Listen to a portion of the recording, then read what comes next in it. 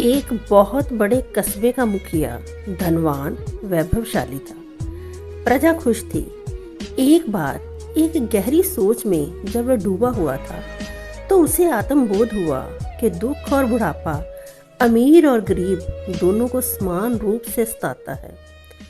उसने राज्य का कार्यभार बेटों को सौंपा और वन में एकांत स्थान पर जाकर ध्यान में अपने आप को पारंगत करने लगा। उस एकांत वन में गहरे मौन और शांति में उसने पाया कि वह चिंताओं से पूरी तरह मुक्त हो गया है।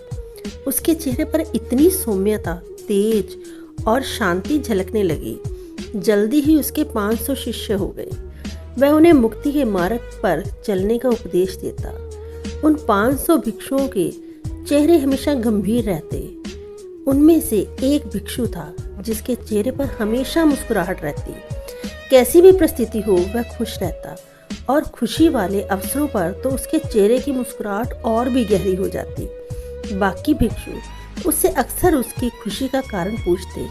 वह कहता, अगर मैं तुम्हें कारण बताऊंगा तो तुम विश्वास नहीं करोगे या तुम कहोगे कि ये झूठ बोल रहा है और ये मेरे गुरु का अपमान होगा। ऐसा कह वह चुप हो जाता।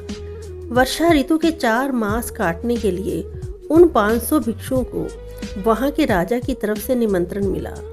वहां का राजा दयालु, प्रजा का ध्यान रखने वाला था, पर राजा राज्य के कारोबार से हमेशा दबा रहता। पड़ोसी राज्यों की तरफ से खतरा, अपने ही दरबारियों के बीच में लड़ाई झगड़े और मुकाबले, अपनी पत्नियों की एक दूसरे को पीछे कर आगे बढ़ राजा का ध्यान बटोरने की चाह या अपने बेटों को आगे लाने की इच्छा, इन सब के बीच राजा हमेशा उलझा रहता। उसके पास खुश होने का समय ही नहीं था। 4 मास बीतने पर सभी वापस वन में जाने की तैयारी करने लगे। राजा ने 500 भिक्षुओं के गुरु से कहा, आप वृद्ध और कमजोर हो रहे हैं, आप जंगल में मत जाइए, इन्हें अपने शिष्यों को आप भेज दीजिए। गुरु सहमत हो गए। गुरु ने सबसे खुश रहने वाले भिक्षु को बुलाया और कहा कि तुम इन सब के मुखिया हो, तुम इन्हें वन में ले जाओ। वह मुखिया बन वन की ओर चला गया और वन में अपने आप को ध्यान में और भी पारंगत करने लगा। अंदर की खुशी और शांति और भी बढ़कर उसके दीप्तिमान चेहरे पर झलकने लगी। जंगल में रहते रहते एक बार उसका मन अपने गुरु से मिलने को हुआ। वह राजमहल आया, गुरु से मिला और बोला, क्या खुशी है, क्या खुशी है, कितनी खुशी है। उतनी ही देर में राजा भी गुरु से मिलने आया और उस मुखिया ने राजा को प्रणाम करना भी जरूरी न समझा और बोलना जारी रखा, कितनी खुशी, कितनी ज़्यादा खुशी।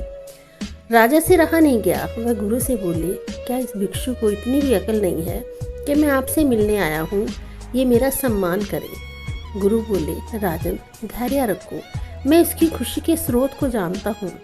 आपकी तरह ये भी कभी राजा था, पर इसने राज्य की चिंताओं को छोड़ा, धन दौलत पद प्रतिष्ठा का मोह छोड़ा और आज ये खुशी से लबालब भर पर बोल रहा है कि इतनी खुशी तो तब भी नहीं थी जब मैं राजा था, इतनी खुशी तो तब भी नहीं थी जब मैं जन्मा था।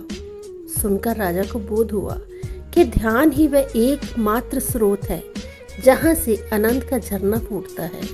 ध्यान ही वह सरिता है जहाँ से शीतल शांति की लहरें उठ चारों ओर फैल जाती है।